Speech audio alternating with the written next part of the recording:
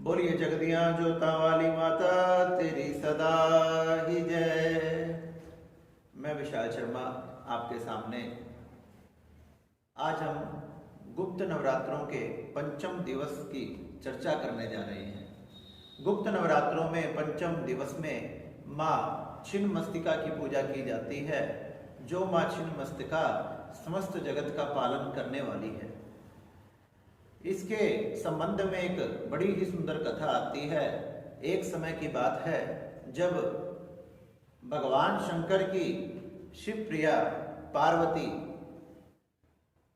अपनी सहचरी जया तथा विजया के साथ श्री मंदाकिनी नदी पर स्नान करने के लिए गई।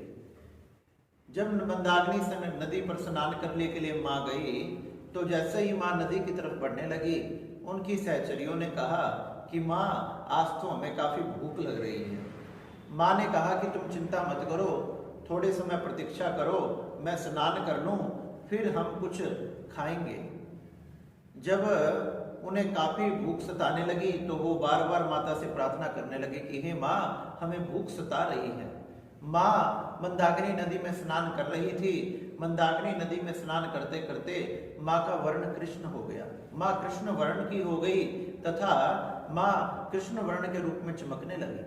सहचरियां बार बार प्रार्थना करने लगी कि माँ हमें कुछ खाने को दो, माँ हमें कुछ खाने को दो। एक माँ कभी भी अपने बच्चों को, कभी भी अपने शिशु को भूखा नहीं देख सकती, तो माँ आप हमें भूखा कैसे देख रही हो? हमारी जो पेट में अग्नि है वो हमें सता रही है, वो हमें जलाकर भस्म कर देगी। हे माँ हमें कुछ खाने के लिए दो। हमसे प्रतीक्षा नहीं हो रही। बार बार उनकी सहचरियां माँ पार्वती को ऐसा कहने लगी कि एक माँ कभी भी अपने बच्चे को भूखा नहीं देखती। वो अपने दुग्ध का पान, अपने कुछ भी संभव हो सके वो सब उसके लिए करती है। हे माँ आप हमें भूखा किस प्रकार देख रहे हो? इस प्रकार जब बार बार माँ से प्रार्थना करने लगी तब माँ को बड़ा क्रोध आने लगा कि मैं इन्हें प्रतीक्षा करने के लिए कह रही हूँ और ये मान नहीं रही, बार बार मुझे बीच बीच में टोक रही है। इस प्रकार जब बार बार माँ पार्वती से प्रार्थना करने लगी तो माँ को क्रोध आ गया। क्रोध आते ही माँ श्री मंदाकिनी नदी में से निकल कर आई और अपने हाथ में जो तलवार थी उस तलवार से अपना सिर काट डाला। जैसे ही सिर काट डाला वो सिर कट के माँ के बाएं हाथ में आकर गिर गया तथा उनके देह में से 3 प्रकार की रक्त की धाराएं निकली। उन धाराओं में से जो 2 धाराएं थी वो जया तथा विजया के मुंह में जाकर गिरी, जिससे उनकी भूख शांत हो गई। और तीसरी धारा स्वयं माँ के मुखार बिंद में आकर गिरी। स्वयं का रक्त पान करने की वजह से माँ का रूप जो था वो रुद्र हो गया और माँ बड़ी भयंकर रूप में दिखाई देने लगी। जब भयंकर रूप में दिखाई देने लगी, जब उन सहचरियों ने देखा कि माँ का बड़ा भयंकर रूप हो गया, देवी देवता सब इस रूप का दर्शन कर रहे थे, तो सब कांपने लगे।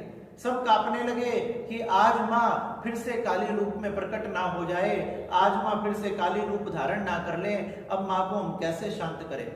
माँ का वो रुद्र रूप बढ़ने लगा और जैसे जैसे माँ का रूप बढ़ने लगा, चारों तरफ की जो सृष्टि थी, चारों तरफ की जो प्रकृति थी वो जलने लगी। माँ के तेज से चारों तरफ की प्रकृति जलने लगी, देवता भी जलने लगे। माँ के इस तेज को देखकर सभी देवता चकित रह गए। सभी देवता ब्रह्मा जी की शरण में पहुंचे कि हे ब्रह्मा जी हमारी रक्षा करो, हे ब्रह्मा जी इस सृष्टि की रक्षा करो, हे ब्रह्मा जी इस प्रकृति की रक्षा करो, हम सब जल रहे हैं। ब्रह्मा जी ने कारण पूछा, सबने कारण बताया तथा ब्रह्मा जी ने जब देखा कि माँ पार्वती इस रूप में अवतरित हुई है तो देवताओं को कहा कि हमने भगवान श्री शंकर की शरण में चलना चाहिए। सभी कैलाश पर्वत पर भगवान शिव की शरण में पहुंचे, भगवान शिव से प्रार्थना की तथा भगवान शिव से जब प्रार्थना की, भगवान शिव उनकी प्रार्थना से प्रसन्न हो गए। माँ के सामने भगवान शंकर प्रकट हो गए और जैसे सांब शिव भगवान माँ के सामने प्रकट हो गए, माँ के सामने प्रकट होते ही भगवान शंकर उनकी तरफ जब मुस्कुरा कर देखने लगे तो धीरे धीरे माँ का क्रोध शांत हो गया। जभी से चारों तरफ जय जयकार लगने लगी, सभी देवी देवता बड़े प्रसन्न हो गए। आज से माँ को छिन्नमस्तिका के रूप में पूजा जाएगा। माँ छिन्नमस्तिका बड़ी प्रसिद्ध है तथा विश्व में बड़ी विख्यात है। माँ का रूप बड़ा भयंकर है। ये प्रलय काल के लिए जानी जाती है। ये काली कुल से है तथा इनका वर्ण कृष्ण है। माँ के मस्तक पर अर्ध चंद्रमा विराजमान है। माँ के 3 नेत्र हैं तथा माँ इस सृष्टि के संहार शक्ति तथा पालन शक्ति के रूप में कार्य करती है। माँ इस समस्त सृष्टि को चलाने वाली है। माँ का नाम लेने से, माँ छिन्नमस्तिका की पूजा करने से, उनके नाम माँ छिन्नमस्तिका का बार बार मन ही मन में रटने से हमारा आत्मविश्वास बढ़ता है, हमारा क्रोध शांत होता है, हमारा अहंकार, लोभ, लालच आदि खत्म हो जाते हैं तथा हमें धर्म की तरफ माँ लेकर जाती है। माँ छिन्नमस्तिका अपने सभी भक्तों की मनोकामनाओं को पूर्ण करने वाली तथा उनकी अकाल मृत्यु को हरने वाली है। माँ अकाल मृत्यु की देवी है। जो माँ का नाम लेता है उसको अकाल मृत्यु नहीं व्यापती, वो अपनी पूर्ण आयु जीकर इस संसार से जाता है। इसलिए माँ छिन्नमस्तिका की पूजा करने से हमारे क्रोध, लोभ, मोह सभी प्रकार के जो विकार हैं वो दूर हो जाते हैं तथा माँ छिन्नमस्तिका अपने भक्तों पर बहुत जल्द कृपा करने वाली है।